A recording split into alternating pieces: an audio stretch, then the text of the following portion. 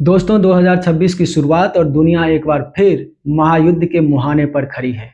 Iran जो कभी मध्य पूर्व मिडल ईस्ट की सबसे स्थिर ताकतों में से एक था, आज वहां की सरकार अपने ही अस्तित्व की लड़ाई लड़ रही है।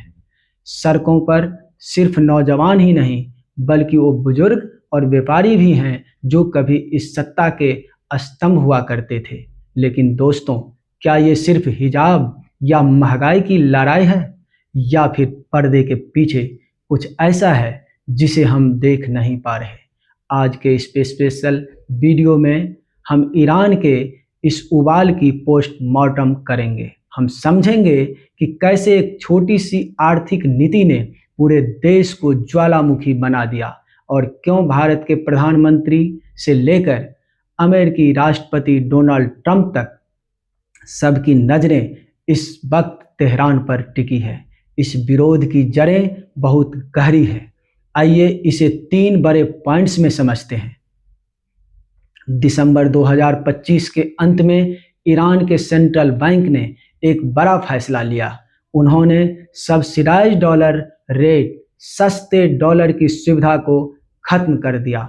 नतीजा, रातों रात ईरान की करेंसी रियाल इतिहास के सबसे निचले स्तर पर गिर गई।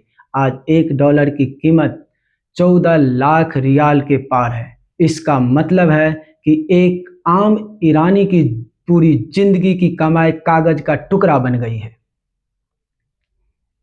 जून 2025 में इजराइल और ईरान के बीच हुआ छोटा लेकिन विनाशकारी युद्ध इस संकट की सबसे बड़ी वजह बना।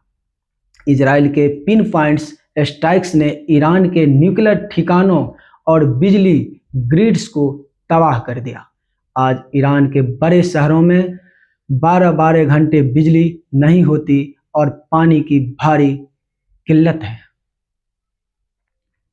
जनता का गुस्सा इस बात पर भी है कि सरकार अरबों डॉलर लेबनान, सीरिया और यमन में प्रॉक्सी ग्रुप्स जैसे हिजबुल्लाह और हमास पर खर्च कर रही है, जबकि देश के अंदर लोग दाने दाने को तरस रहे हैं। प्रदर्शनों में नारा लग रहा है, ना गाजा ना लेबनान, मेरी जान सिर्फ ईरान। अभी वहां हालात बेहद तनावपूर्ण है। 8 जनवरी 2026 से ईरान में टोटल इंटरनेट ब्लैकआउट है। सरकार ने बसीज और IRGC से सिक्योरिटी गार्ड्स को खुली छूट दे दी है। रिपोर्ट्स बताती है कि अब तक 200 से ज़्यादा लोगों की जान जा चुकी है और 5000 से ज़्यादा लोग जेलों में हैं। सबसे चौंकाने वाली बात यह है कि इस बार ईरान के सुरक्षा बलों के अंदर भी फूट पड़ने की खबरें आ रही हैं। कई शहरों में पुलिस बलों के प्रदर्शनकारियों पर गोली चलाने से मना कर दिया है। सरकार इसे विदेशी साजिश बता रही है और अमेरिका इजराइल पर उंगली उठा रही है, लेकिन हकीकत सड़कों पे साफ दिख रही है। अब आते हैं सबसे अहम हिस्से पर, भारत पर इसका क्या असर होगा। भारत ने ईरान के चाबहार पोर्ट में $500 मिलियन से ज़्यादा का निवेश किया है। यह पोर्ट हमारे लिए रूस और सेंट्रल एशिया तक जाने का इकलौता रास्ता है। पाकिस्तान को छोड़कर अगर ईरान में सत्ता पलटती है या गृह युद्ध होता है, तो भारत का यह गेटवे हमेशा के लिए बंद हो सकता है। अगर फारस की खाड़ी, पर्शियन गल्फ में तनाव बढ़ा तो कच्चे तेल की सप्लाई रुक सकती है। भारत अपनी ज़रूरत का 80% तेल आयात करता है। तेल महंगा हुआ तो भारत में पेट्रोल डीजल के दाम ₹150 के पार जा सकते हैं। ईरान में हजारों भारतीय छात्र खासकर मेडिकल के पढ़ाई कर रहे हैं। उनके माता पिता आज डर के साये में हैं, क्योंकि इंटरनेट बंद होने से उनसे बात नहीं हो पा रही है। भारत सरकार के लिए उन्हें सुरक्षित बाहर निकालना एक बड़ी चुनौती होगी। विशेषज्ञों का मानना है कि यह 1979 की इस्लामिक क्रांति के बाद का सबसे बड़ा संकट है।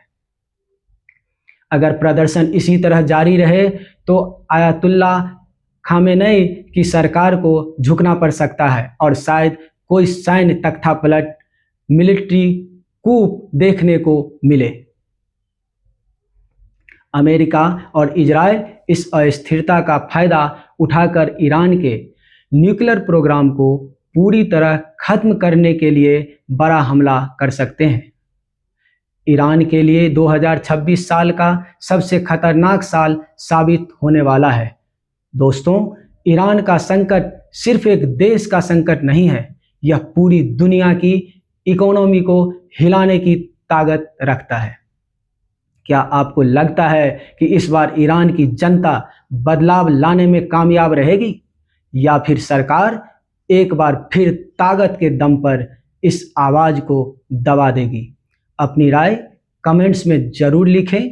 अगर आपको यह डीप एनालिसिस पसंद आया तो इसे अपने दोस्तों के साथ शेयर करें। ऐसे ही वर्ल्ड जियो पॉलिटिक्स के वीडियो देखने के लिए हमारे चैनल को सब्सक्राइब करें। अगले वीडियो में फिर मिलेंगे, तब तक के लिए धन्यवाद।